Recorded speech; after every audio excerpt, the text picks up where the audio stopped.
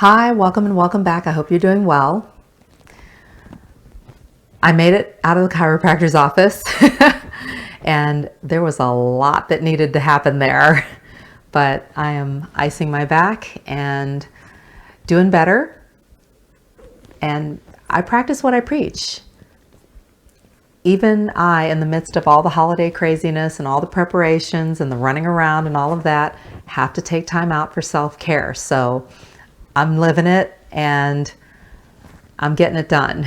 I had a beautiful float last night and that didn't quite take care of everything that I needed taken care of with my back, but the chiropractor got in there and worked out some of the kinks, and oh, what a difference.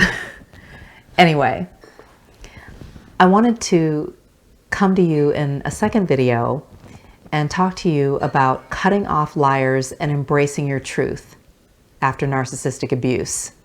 And there is no better time than this holiday season, holiday Hoover season, to do that. I want to remind you of a few ways to do that and give you some food for thought. First of all, you have to understand that everyone doesn't deserve to be around you, and you have to love yourself enough to make the necessary adjustments in order to focus on yourself and prioritize your health. No one's going to do that for you.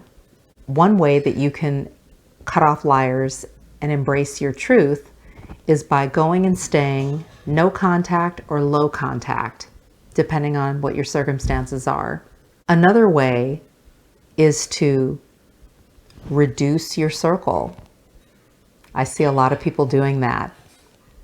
The other thing is not giving second, third, fourth, fifth, sixth, you get the idea, chances to people who are not worthy of your time, attention, and other resources.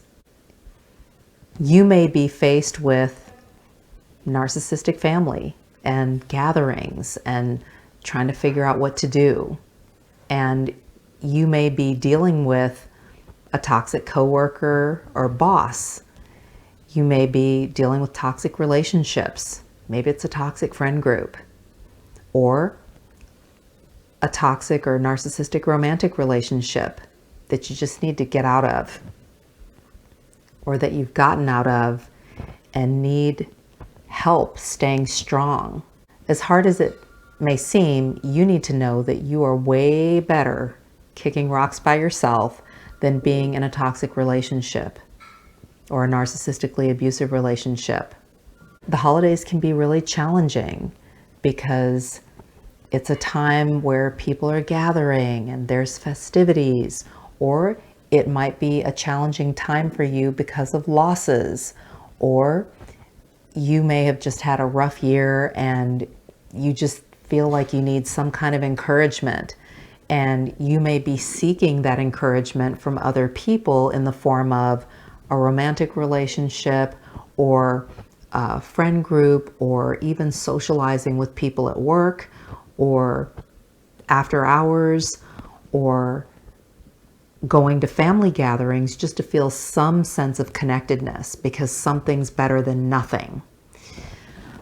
I would like to encourage you this holiday season to set your boundaries and to decide who and what you're going to deal with, and to decide how much you're going to deal with them in some cases. If you're in a narcissistically abusive or toxic relationship, no contact is absolute best. Maybe it's embracing simple practices or simple pleasures this holiday season that are going to encourage you and that are going to set you up to go into the new year on a positive note, as well as end this year on a high note. And it could be something like a meditation practice, maybe downloading the Calm app or some other app that may help you to that end, or maybe buying a yoga pass and trying a studio where you can practice some kind of meditation and add in some stretching and deep breathing that can help you to regulate yourself so that you can enjoy the rest of this year and go into the new year feeling renewed, feeling rejuvenated and refreshed. Maybe it's walking. I love my power walks. Maybe developing a habit of going for walks where you can clear your mind, where you can set your intentions, where you can pray about or process the things that you're going through, or maybe some of the struggles that you may be having in terms of temptations or just toxic individuals that are trying to get back in. It may be journaling, just getting your feelings out, getting those thoughts and emotions.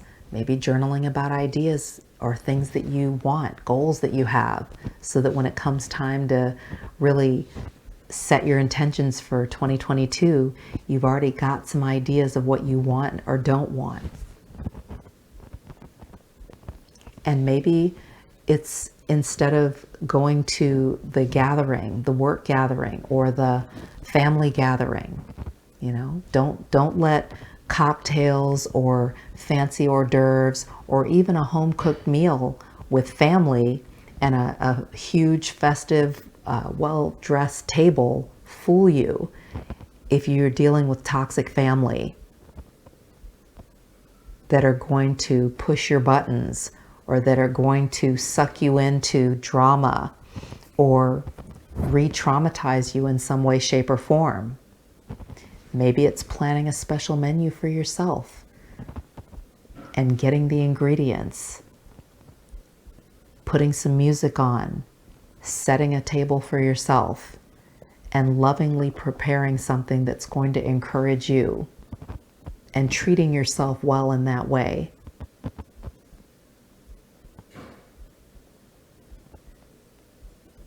Maybe it's a hot cup of tea and a book that's going to either educate you or that's going to maybe entertain you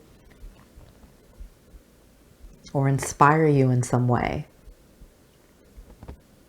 What does that look like for you? How can you manifest that? It doesn't have to be everything. You don't have to do all the things. It could be one thing.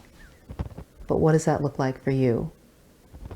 Also, if you do choose to attend, say, a family function or go to a work event because you need to make an appearance, that's very realistic. And if you do decide to make that appearance, then you'll want to set some boundaries ahead of time, like put a timestamp on your attendance.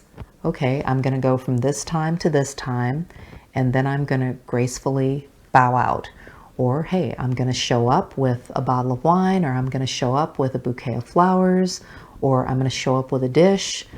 I'm going to chat for this long, or, I'm going to enjoy a plate of dinner.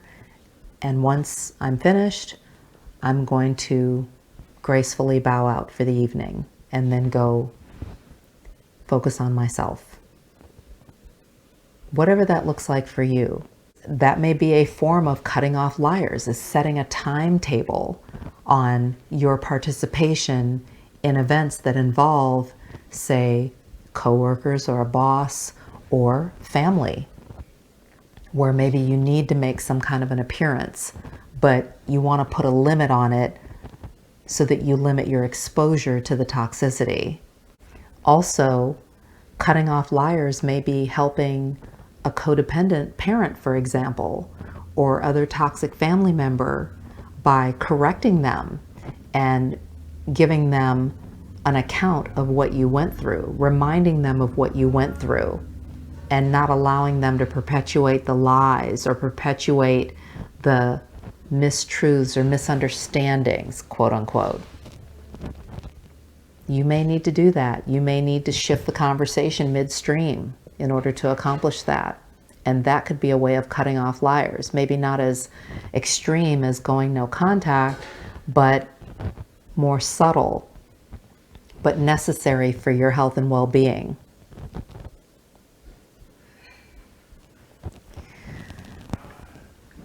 The holidays are a really challenging time, and it can be a time of hoovering and a time of desperation for narcissistic and toxic individuals, where there are a lot of thirsty individuals looking for someone to partner with, or toxic family that are perpetuating the same dynamics over and over again that you are trying to remove yourself from and move away from and move on from. Or the toxic coworkers or boss that are swimming in toxic dynamics and maybe punishing you or trying to suck you in to the drama in the workplace. And you may need to really think through ways that you can distance yourself and focus on your health and well-being in the midst of all of that. No one knows your situation better than you do. But think through ways that you can cut off liars and embrace your truth this holiday season for your health and well-being. You're not alone and you're not crazy. Know who you're dealing with, know who you are. Take care, and I'll talk to you soon. Bye-bye.